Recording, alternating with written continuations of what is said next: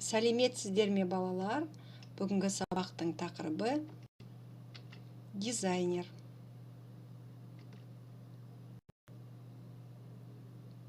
Бүгінгі сабақта болатын оқиға туралы ауызша және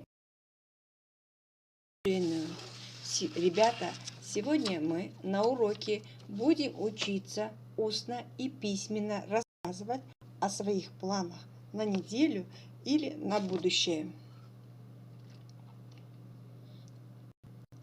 Бүгінгі сабақтың жаңа сөздері: сәнгер, модельер, дизайнер, мата, сән үлгісі, мода, тапсырыс, заказ, тапсырыс беруші, заказчик. Қайталаймын: сәнгер, мата, сән үлгісі, тапсырыс беруші. Жақсы балалар, сөздік дәптерге жазып алыңыздар. Енді осы сөздерді сурет арқылы қайталайық, есте сақтайық. Мата, сән үлгісі, сән үйі, сәнгер, тапсырыс беруші. Балалар, қалай ойлайсыңдар? Сәнгер деген кім? Балалар, сәнгер дегеніміз жаңа киім үлгілерінің эскизін жасайтын маман. Ребята, дизайнер – это специалист, который разрабатывает эскизы новых моделей одежды. Жақсы балалар, тыңдалым. Екінші тапсырма: диалогты тыңда, түсініп оқы. Внимательно слушаем диалог. Осы аптада жоспарың қандай?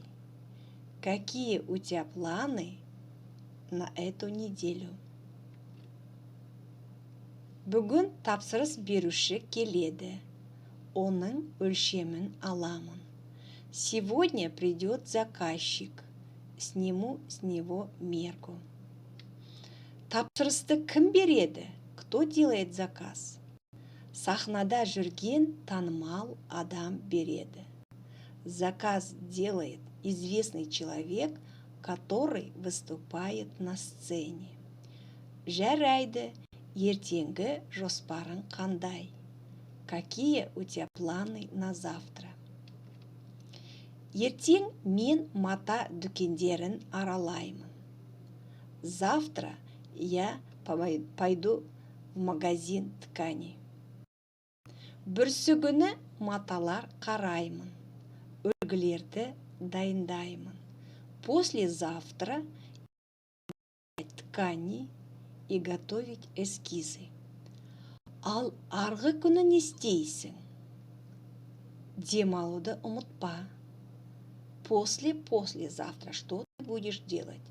Не забудь отдохнуть. Жарайды, хорошо. Одан әрі күні қайда боласың? А на следующий день где ты будешь? Ая, сән үйіне барамыз. Ұмытып кетпе. Мы пойдем в дом моды Ая. Не забудь. Жаңа сән үлгілерін көреміз. Увидим новые модели одежды.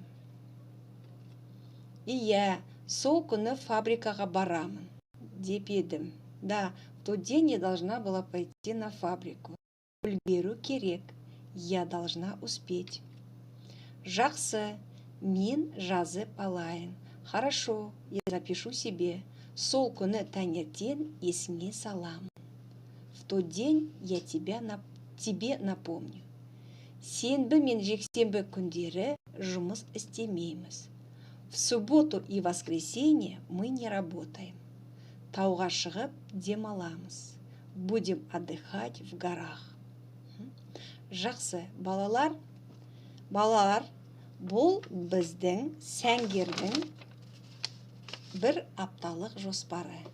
Ребята, как вы поняли, это план на неделю модельера. Посмотрите. Бүгін, ертең, бүрсі күні, арғы күні, одан әрі күні, сенбі мен жексенбі күндері. Это план на неделю. Обратите внимание на выделенные слова. Это келеді, не істейді. Келеді, я, бұл етістік.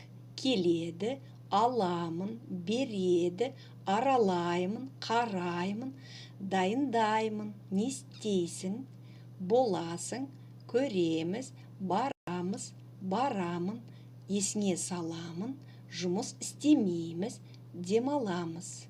Балалар, бұл қандай сөздер?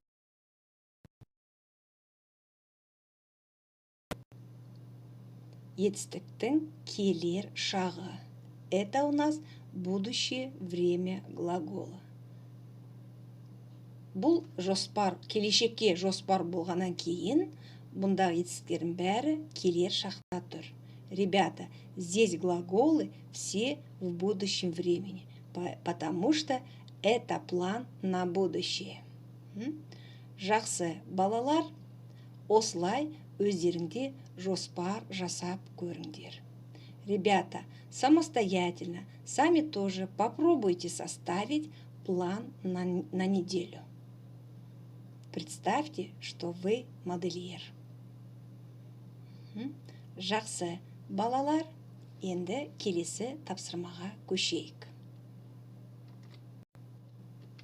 Екінші тапсырма А, 10-шы бет. Сөйлемді аяқта. Закончи предложение.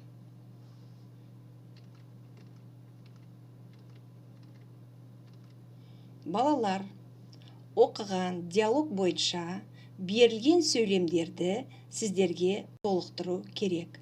Ребята, по прочитанному диалогу вам нужно дополнить предложение. Это план на неделю модельера. Балалар, бұл сәнгердің бір апталық жоспары. Оқыған диалог бойынша толықтырасыңдар сөйлемді.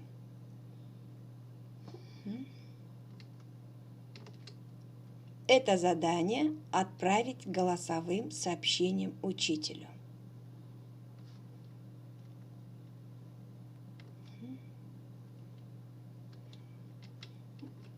Үшінші тапсырма 10-шы бет.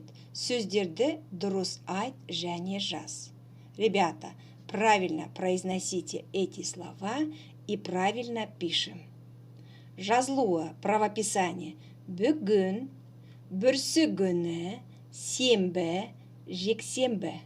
Произносим бүгін, бүрсі күні, сенбі, жексенбі. Эти слова произносим так, но в письме пишем правильно. Бүгін, бүрсі күні, сенбі, жексенбі. Жақсы балалар, есте сақтаңдар. Запомните. Дәптерлеріңізді ашыңыздар, бүгінгі күнді жазыңыздар. Желтоқсанның 9-ы дизайнер. 4-ші тапсырма 10-шы бет. Сөйлемдерді оқып, өткен шақ пен келер шақты бөліп жаз. Ребята, вам нужно прочитать предложение и написать сначала предложение в прошедшем времени, затем в будущем времени. Вам даны 12 предложений. Үлгі, образец. Өткен шақ. Болып кеткен іс-әрекет. Действие, которое уже произошло. Мен етікті былғарыдан тіктім. Я шил сапоги из кожи. Келер шақ. Алда болатын іс-әрекет. Действие, которое будет происходить в будущем.